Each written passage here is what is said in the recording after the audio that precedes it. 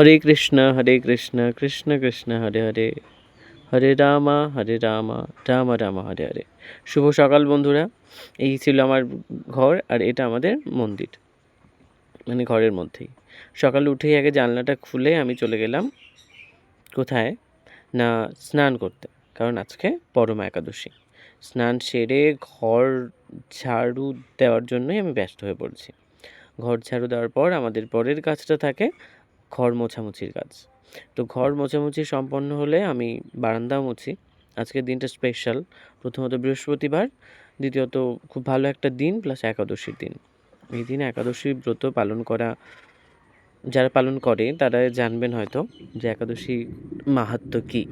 তবুও আজকে পরমা একাদশীর মাহাত্ম্য কী সেটা নিয়ে আমি আপনাদের আলোচনা করব।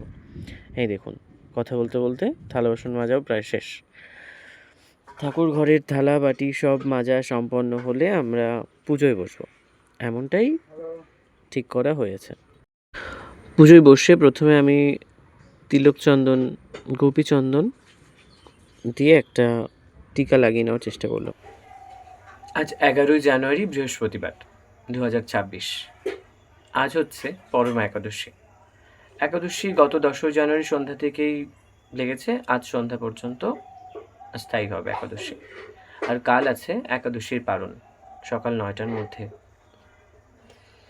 তো চলুন জেনে নেওয়া যাক আজকের একাদশীর মাহাত্ম্য কী, এই পরমা একাদশী কেন পালন করা হয়, আর আপনিও বা কেন পালন করবেন। শাস্ত্রে অধিমাসকে ভগবান বিষ্ণুর অতি প্রিয় মাস হিসাবে বর্ণনা করা হয়েছে, তাই এই মাসে পালিত পরমা একাদশীর গুরুত্ব অপরিসীম। ভক্তদের বিশ্বাস, এই ব্রত পালন করলে জীবনের নানা দুঃখ, কষ্ট, দারিদ্র্য ও পাপ থেকে মুক্তি লাভ করা যায় এবং ভগবান বিষ্ণুর বিশেষ কৃপা অর্জিত হয়। পরমা একাদশীর মাহাত্ম্য সম্পর্কে প্রধান আলোচনা পাওয়া যায় পুরাণে। সেখানে একটি কাহিনীর উল্লেখ রয়েছে। একসময় সুমেধা নামে এক দরিদ্র ব্রাহ্মণ এবং তার পত্নী পবিত্রা অত্যন্ত কষ্টের মধ্যে জীবনযাপন করতেন। অর্থের অভাবে তাদের সংসারে নিত্য অভাব লেগেই থাকত, কিন্তু সেই কঠিন অবস্থাতেও তারা ধর্ম ও ভক্তি থেকে কখনো বিচ্যুত হয়নি। একদিন তাদের গৃহের এক মহর্ষির আগমন ঘটে। পবিত্রা ভক্তি ভরে ঋষির সেবা করেন। তাদের ভক্তি ও আন্তরিকতায় সন্তুষ্ট হয়ে ঋষি তাদের পরমা একাদশীর ব্রত পালনের পরামর্শ দেন। ঋষির নির্দেশ অনুসারে সুমেধা ও পবিত্রা নিষ্ঠার সঙ্গে পরমা একাদশীর উপবাস ও পূজা পালন করেন। ব্রতের প্রভাবে তাদের জীবনের দুর্দশা ধীরে ধীরে দূর হতে থাকে। তারা সুখ, শান্তি ও সমৃদ্ধি লাভ করে। এই কাহিনীর মাধ্যমে পুরাণ আমাদের শিক্ষা দেয় যে সত্য, ভক্তি, ধৈর্য এবং ঈশ্বরের প্রতি অটল বিশ্বাস মানুষের জীবনে শুভ পরিবর্তন আনতে পারে। শাস্ত্রে এও বলা হয়েছে, পরমা একাদশীর ব্রত হাজার যজ্ঞ, তপস্যা ও দানের সমান পুণ্য প্রদান করে। এই দিনে ভগবান বিষ্ণুর নাম জপ, গীতা পাঠ, বিষ্ণু সহস্রনাম পাঠ এবং ভক্তি ভরে পূজা করা অত্যন্ত শুভ বলে মান্য করা হয়। যারা এই ব্রত পালন করেন তাদের পাপ ক্ষয় হয় এবং আধ্যাত্মিক উন্নতি ঘটে।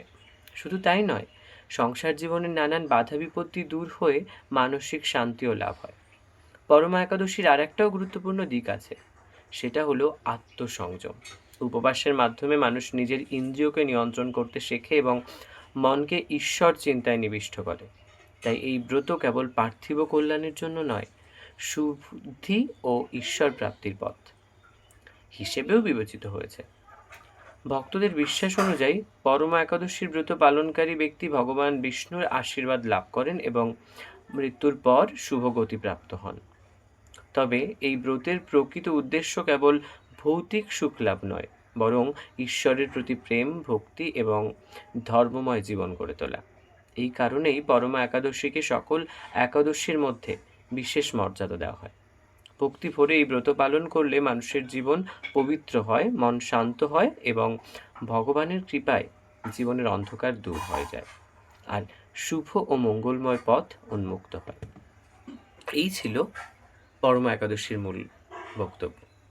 তো আপনারাও একাদশী পালন করুন, দেখবেন মন, মেজাজ, সংসার সব দিক থেকে শান্তি এবং উন্নতি আসবে। হরে কৃষ্ণ কৃষ্ণ কৃষ্ণ হরে হরে, হরে রাম রাম রাম হরে হরে। তাহলে শুনলেন তো পরমা একাদশীর মাহাত্ম্য কি নিজেরাও চেষ্টা করবেন কয়েকটা অন্তত একাদশী পালন করার, পারলে প্রত্যেকটা করবেন, তাহলে শরীর মন সব ভালো থাকে। আর এই হলো আমার মন্দির, বাড়ির গাছের ফুল দিয়ে সাজানো। এই মন্দিরের প্রত্যেকটা ফুল ঠাকুরকে নিবেদন করেছি ভক্তি ভরে। আশীর্বাদ করবেন যেন এভাবেই সারাটা জীবন কাটাতে পারি। আর আজকে আমার ছিল সাবু, কলা আর দুধ, যা আমি ঠাকুরকে ভোগ দেওয়ার পর গ্রহণ করেছি। আজকের মতো টাটা। আপনারা কে কে একাদশী করেছেন কমেন্ট বক্সে জানাবেন। ভিডিওটা ভালো লেগে থাকলে লাইক, শেয়ার, কমেন্ট করতে ভুলবেন না। হরে কৃষ্ণ, হরে কৃষ্ণ।